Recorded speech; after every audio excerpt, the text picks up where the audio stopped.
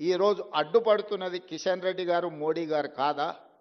ఈరోజు రాష్ట్రపతి దగ్గర చిక్కుకున్న విద్యా ఉద్యోగ అవకాశాలలో 42% రిజర్వేషన్, స్థానిక సంస్థల్లో ఇవ్వాల్సిన 42% రిజర్వేషన్, చంద్రశేఖరరావు గారు తెచ్చిన 50% పరిమితిలోనే రిజర్వేషన్లు ఉండాలని తెచ్చిన ఆర్డినెన్స్ తొలగాలి అని అంటే కిషన్ రెడ్డి మోడీ గారు రాష్ట్రపతి గారికి చెప్పాలి.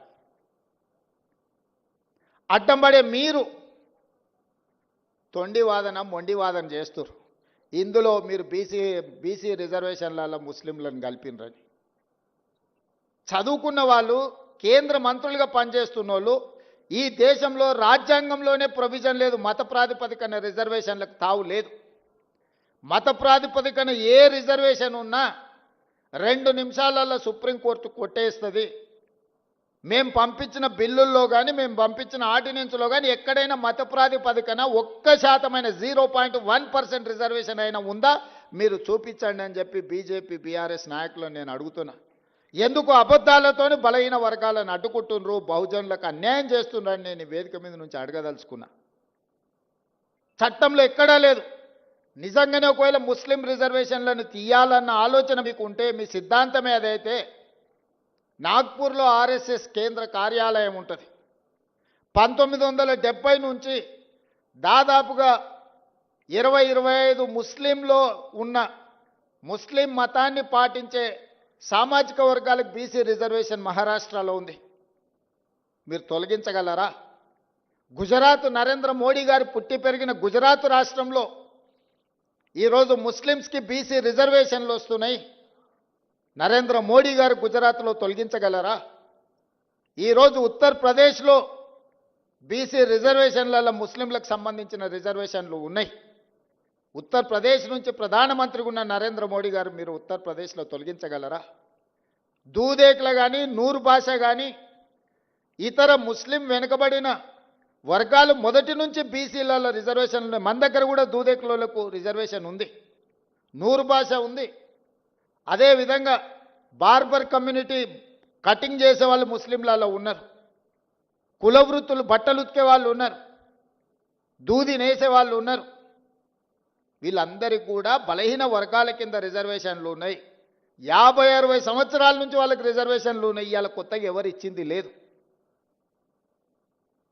ఈ ముసుగు దొడుక్కొని, ముస్లిం ముసుగు దొడుక్కొని బహుజనులకు అన్యాయం చేయాలి, బహుజనులకు రిజర్వేషన్లు ఇవ్వద్దు అని కొన్ని రాజకీయ పక్షాలు అడ్డుకుంటున్నాయి.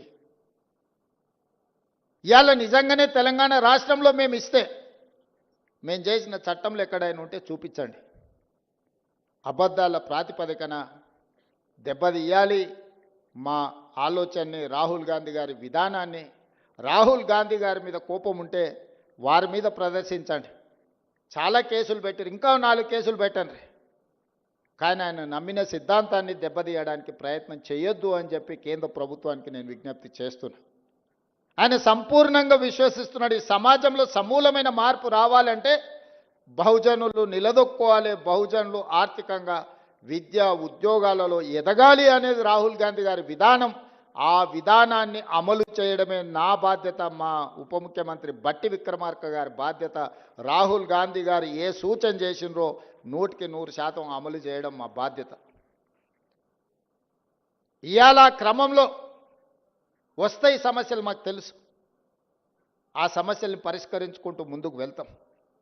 సమస్య వచ్చినప్పుడు, సమస్య మీద మేము కొట్లాడినప్పుడు మీరు అండగా నిలబడాల్సిన నైతిక బాధ్యత మీ వైపున ఉన్నదని చెప్పి నేను భావిస్తున్న ఈ వేదిక మీద నుంచి.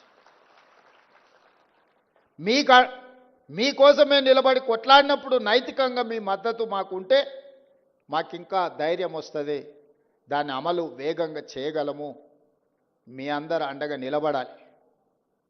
చివరగా, ఇంతకుముందు మిత్రులు పొన్నం ప్రభాకర్ గారు చెప్పారు, ఉస్మానియా యూనివర్సిటీ వైస్ ఛాన్సలర్ వస్తే నేను చెప్పిన, ఇప్పుడు గ్రామాలలో ప్రభుత్వం దగ్గర భూములు లేవు. అసైన్మెంట్ పట్టాల పేరు మీద ఎస్సీలకో, ఎస్టీలకో, బీసీలకో ఇవ్వడానికి ప్రభుత్వం దగ్గర ఆర్థిక వెసులుబాటు లేదు. కావలసినంతగా కార్పొరేషన్ల నుంచి మీకు సహాయం చేయడానికి ప్రభుత్వానికి ఉన్న చిత్తశుద్ధి ఒక్కటే, మీరు బాగుపడాలి, మీ తలరాతలు మారాలి అనంటే చదువు ఒక్కటే పరిష్కారం. అందుకే యంగ్ ఇండియా ఇంటిగ్రేటెడ్